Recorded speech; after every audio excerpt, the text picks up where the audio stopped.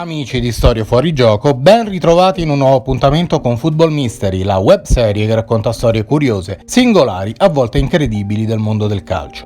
Questa volta ci occuperemo della storia di un giovane campione che aveva tutto per ripercorrere la carriera dei grandi terzini sinistri che hanno fatto la storia della maglia azzurra. Da Giacinto Facchetti ad Antonio Cabrini, da Paolo Maldini, fino alle imprese di Fabio Grosso nel mondiale tedesco del 2006. Purtroppo, per questo talento, il destino è stato più forte di qualunque avversario. Stiamo parlando di Andrea Fortunato, indimenticabile.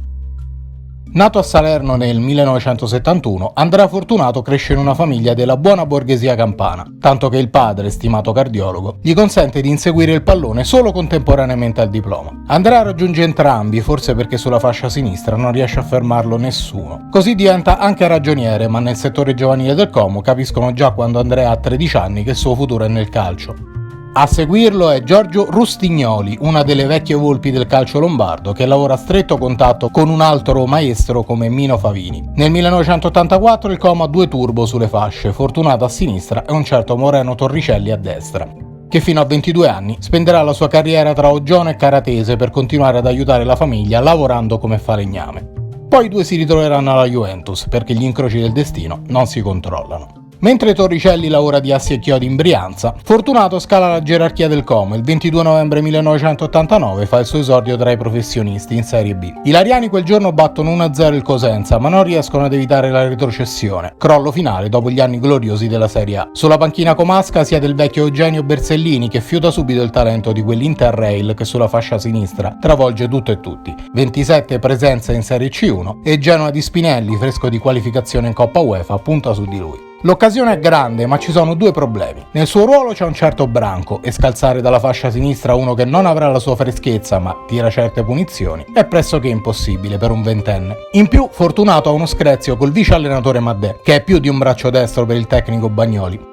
Risultato, cessione a novembre a Pisa e un altro anno di Serie B. Fortunato lo gioca a buoni livelli, ma il sogno di Anfield, il Genoa, lo vive senza di lui. Stagione 1992-93. Il Genoa ricomincia, Bagnoli e Maddè sono andati all'Inter. Bruno Giorgi capisce che Branco ha fatto il suo tempo e Fortunato è un treno inarrestabile. Il destino vuole che la coppia di terzini, dove c'è Andrea, sia sempre di un certo livello e così dall'altra parte nel Genoa c'è un certo Cristian Panucci. Fortunato segna il gol salvezza contro il Milan, 33 presenze e 3 gol, e mezza Serie A gli fa la corte. Spinelli però ha già ceduto Panucci al Milan e visto che il Genoa nel giro di un anno è passato dalla semifinale UEFA alla salvezza all'ultima giornata, non vorrebbe indispettire troppo la piazza. C'è solo una squadra a cui non si potrebbe dire di no e arriva proprio quella chiamata. La Juventus rivede in Fortunato l'operazione che le permise di portare Cabrini in bianco-nero dall'Atalanta 17 anni prima. Era il 1976, la vecchia signora pescò un terzino da 76 presenze in nazionale e con Fortunato è convinta di aver trovato lo stesso jolly. Ne è sicuro Trapattoni, che l'anno prima aveva sistemato la fascia destra col terzino della Caratese e pagato 50 milioni di lire. Fu così che Moreno Torricelli e Andrea Fortunato si ritrovarono.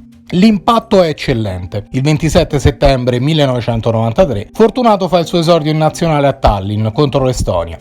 Trapattoni lo schiera titolare, il primo gol in bianconero arriva a dicembre, sconfitta contro la Lazio, ma la Juve, pur lontana dal Milan di Capello, viaggia spedita per il secondo posto. La primavera del 1994 però porta venti strani e l'energia di Andrea sembra scivolare via, svanita nel nulla. Le malelingue ci mettono un secondo a mettersi in azione, si parla del solito giovane che si è montato la testa, di notti brave nel centro di Torino e non solo. La verità è un'altra, ben più terribile. Il 20 maggio 1994 il campionato è finito e il calo fisico non ha permesso ad Andrea di essere preso in considerazione per USA 94, ma Sacchi gli ha comunque dato appuntamento per gli europei del 96. Con Maldini e Benarrivo, d'altronde, la fascia sinistra era inattaccabile. La Juventus gioca un amichevole a Tortona e Fortunato chiede il cambio a fine primo tempo, sfinito. Il dottor Agricola, allarmato da una febbriciattola che non molla il ragazzo da diversi giorni, prescrive ogni tipo di esame e la verità è terribile: leucemia acuta linfoide.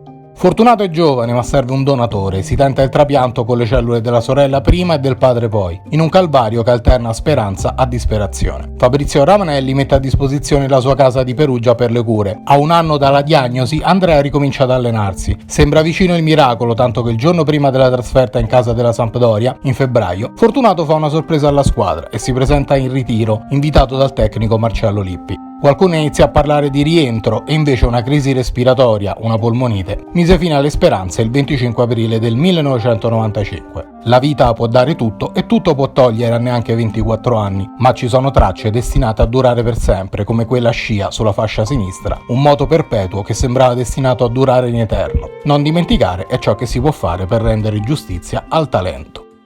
Se il video ti è piaciuto non dimenticare di lasciare un like e soprattutto di iscriverti al canale per essere sempre aggiornato sui prossimi appuntamenti di Football Mystery. Alla prossima!